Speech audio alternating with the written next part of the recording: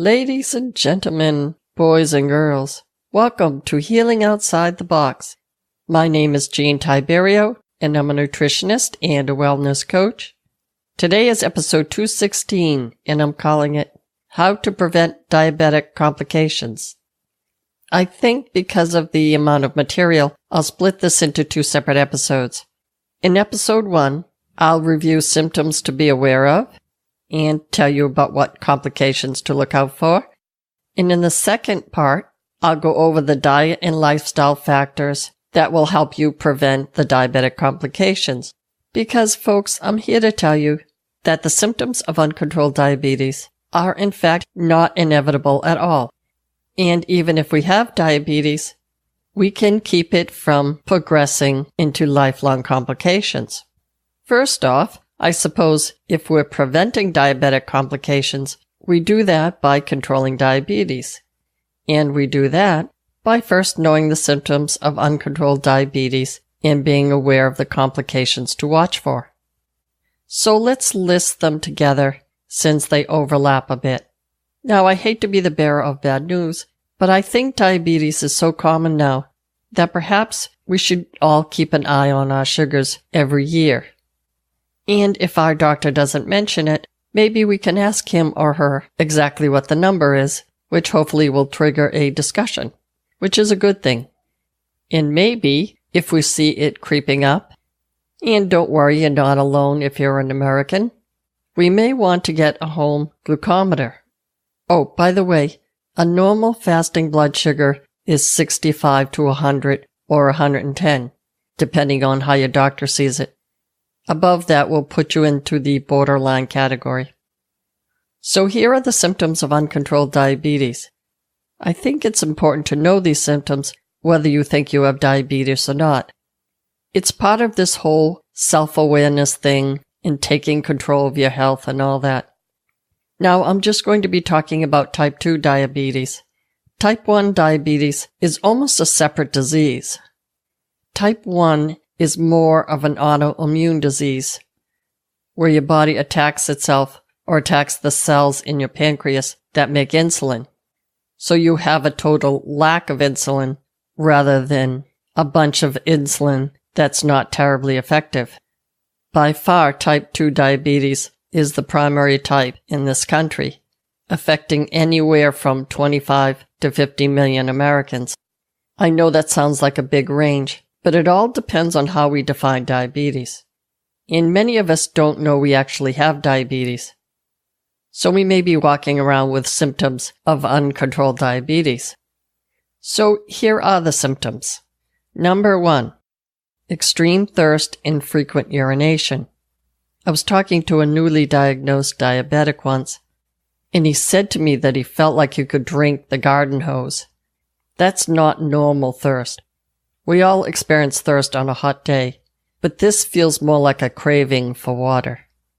This is in part due to the fact that the kidneys are trying to flush out all that excess glucose in the bloodstream, and you'll eventually get dehydration.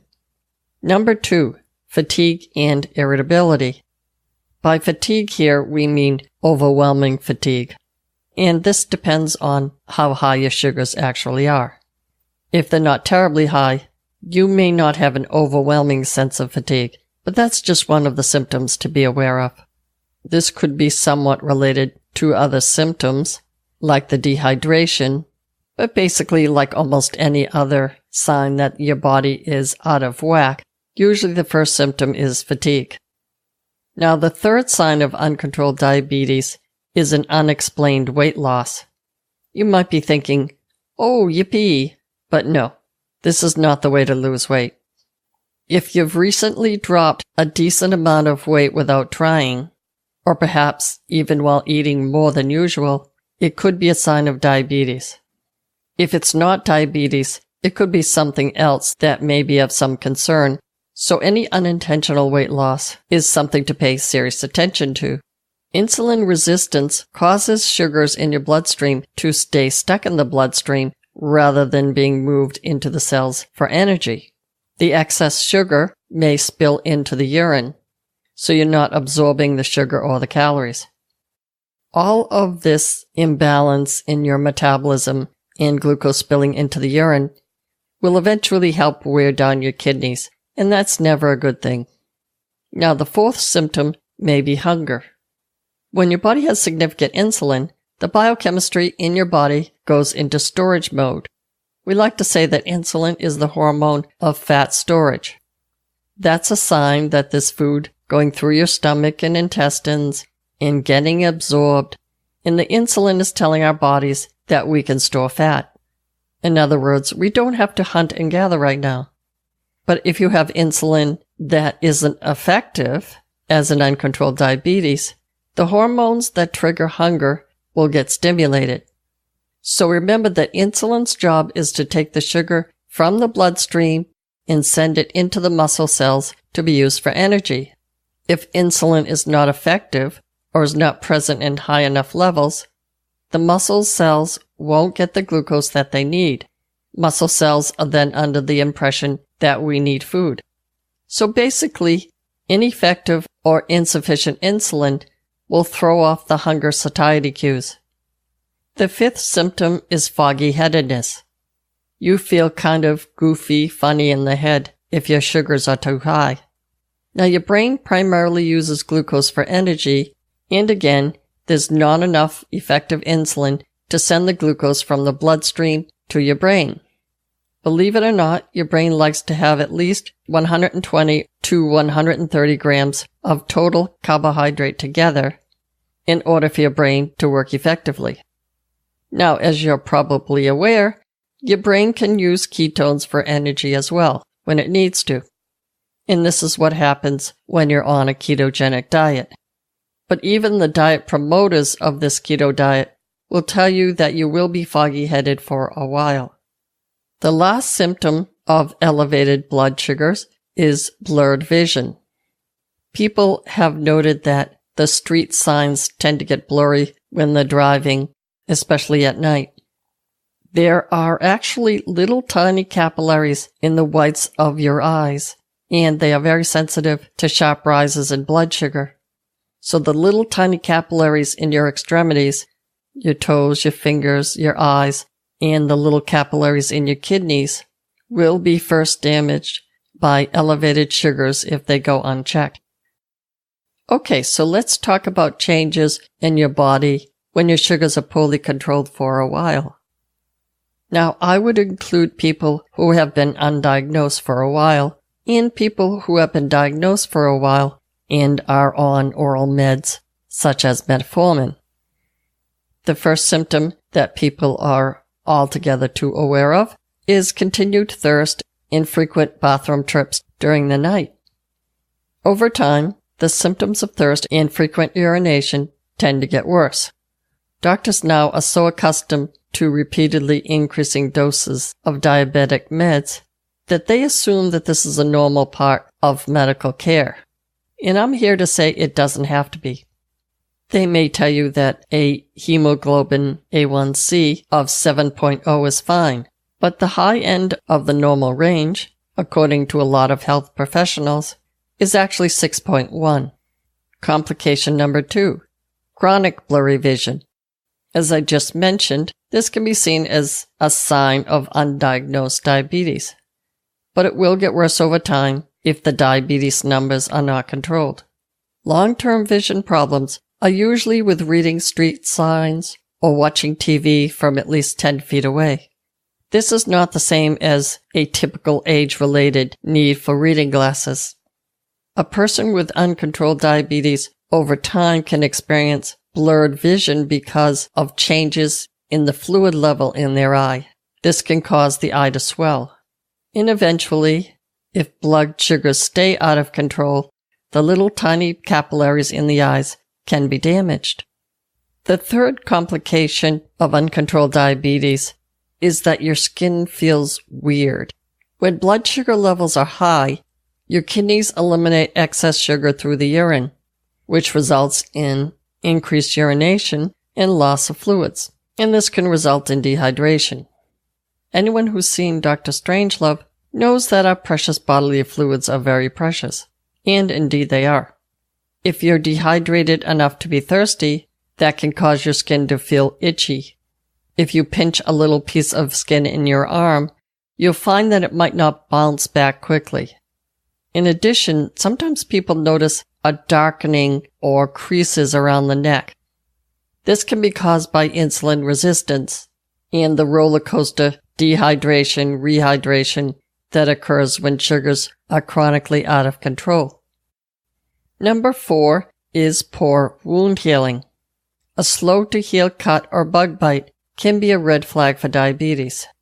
Hyperglycemia, aka high blood sugar, decreases the amount of oxygen that can be delivered to wounds throughout your bloodstream. It slows down the healing process and lowers your immune system. Anything as small as a bug bite can result in a sore that won't heal. This is extremely important if you've got a cut on your toe or finger, because once again, the little capillaries in your extremities have poor circulation after a bit. A slow healing process combined with a lowered immune system can equal infection. And as disease progresses, infections in your toes can result in necrosis, which means that the skin cells die. And if that happens, the toe turns black and gangrene can set in, and even spread beyond the toe. The 5th complication of uncontrolled diabetes is a lowered nerve sensation. For example, you can't tell that your tap water is getting hotter and hotter, and you have a tendency to burn yourself. This can happen with toes in the bathtub. Because you don't have great sensation in your toes, you can't feel the water getting too hot, and you can burn your toes, which can lead to death of cells, which can lead to gangrene. So foot care is extremely important if you have diabetes. The lowered nerve sensation in your extremities is called peripheral neuropathy, and it's important to keep that in check. One patient once told me that she feels like there are pebbles in her shoes when she walks. That's due to nerve damage in her feet.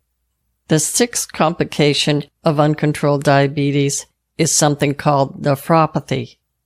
That means that the little capillaries in your kidneys are getting damaged.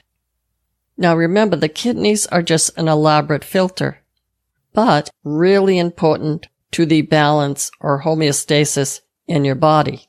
When your kidneys start to get sick, you'll get fluid retention and your electrolytes will be thrown off. Just a lot of things will happen if your kidneys can't filter out what they need to filter out. I remember I was a dietitian working at a local hospital sometime around 1990, and the kidney dietitian gave me a tour of the dialysis unit. She said that 9 out of 10 people in there were uncontrolled diabetics, tied to these machines for 3 hours at a time, and basically having a horrible time trying to control their intake and their fluid balance. Kidneys also play a key function in filtering out toxins, and if you don't have working kidneys, you don't have a working filter. So your kidneys are extremely important, and basically the unsung heroes of your metabolism. Now, the 7th indication that your sugars are out of control is frequent yeast infections or jock itch. Now, yeast tends to thrive on glucose, and glucose levels are consistently elevated in a person with uncontrolled diabetes. Glucose spills into the urine, and then the urine has plenty of sugar for the yeast to feed on. So women with diabetes out of control are prone to chronic yeast infections, and men are more likely to develop jock itch. Yeast can also grow in other areas, and although not serious, it tends to be irritating. These would be itchy rashes in the skin folds, such as under the breasts or maybe between the toes. The 8th complication of uncontrolled diabetes is erectile dysfunction in men. Again, this is because high blood sugar levels damage those tiny little blood vessels and also damages the nerves that you need for proper sexual response. And this whole ED is made worse for men when they're also placed on hypertensive medications for their obesity. The ninth complication is restless sleep. We all know that diabetes can lead to spikes in blood sugar, but it can also cause crashes in blood sugar or hypoglycemia. Nighttime hypoglycemia can cause nighttime sweats. People get vivid dreams or even nightmares. Perhaps the best way to check this is to get a glucometer if you have diabetes and check it first thing in the morning. And of course, if you have any questions, check with your physician first. Now, number 10, last but not least, macrovascular problems, like heart attacks and strokes. Now, most of what I've been talking about so far has to do with the tiny blood capillaries. And as I've mentioned, it can result in eye problems or retinopathy, kidney problems or nephropathy, and nerve problems or neuropathy. But chronic high blood sugars can also throw the macronutrients out of whack. Chronically high sugars can damage the inside wall of the artery, and that can lead to plaque formation in the narrowing of the opening. And if you also suffer from diabetes, you may already have a problem with your blood lipids, cholesterol, LDL, etc. So it's a good idea to keep an eye on our blood sugars to avoid heart attacks and strokes. Okay, so now I certainly hope I didn't throw a monkey wrench into your optimistic view of life. But if I did, trust me, there's a method to my madness. Because in order to make change happen, when change is difficult, we need to know that it's important, that we will feel better, that our quality of life, in addition to our length of life, will be improved. I wouldn't have spent all of this time talking about the terrible things that can happen without then telling you there's a way to avoid all of this. So I'm going to run through what, in my opinion, will help prevent long-term complications, even if your sugars right now happen to be high. And next week I'll get into more detail about how we go about doing all of this. My diet of choice for prevention is, I'm sure you've heard this before, a high-fiber Mediterranean-type diet. And yes, you will lose weight on a diet like this. Maybe not as quickly as a ketogenic diet, but more effectively. And of course, losing weight is a great idea if you're overweight, but it doesn't have to be a lot of weight to see dramatic changes in your blood sugar. We've seen blood sugars return to normal with a weight loss of 20 pounds in someone that maybe had more than 100 pounds to lose. It's the dietary changes to make that 20-pound weight loss happen that is so key to this whole prevention thing. Exercise, of course, is the other side of the coin. It doesn't seem like you're burning a ton of calories if you look up the calorie expenditure, but it just makes your metabolism work that much more smoothly. And you do burn more calories after you stop exercising because you've revved up your engine. Now, if you're on metformin or other meds, it's important to take the meds the same time each day. And that will help you keep an eye on your blood sugar control when you take your blood sugars. Which brings me to the next important point, and that is to test your blood sugars daily. If you can get your hands on a Freestyle Libre, I applaud you because they're not easy to get, even for insulin-dependent diabetics. Again, make sure you're checking with your doctor and maybe even go to a specialist. And the other two non-food related things are smoking cessation, because smoking reduces the oxygen to your extremities, and stress reduction. There are many different ways to relieve stress, but some form of daily meditation or yoga is a very good idea. Now, I'll get into the dietary tips in more detail next week, but I just wanted to leave you with this. Change is really important. Once you make these changes, either all at once or little by little, you will feel better, and these changes will become habits. And then you will find that you're missing the healthy foods when you run out of them. And whether it's deliberate or not, you will feel a sense of accomplishment when you see these numbers go down. Now that's all I have for you today. Be well and stay tuned next week for another episode of Healing Outside the Box.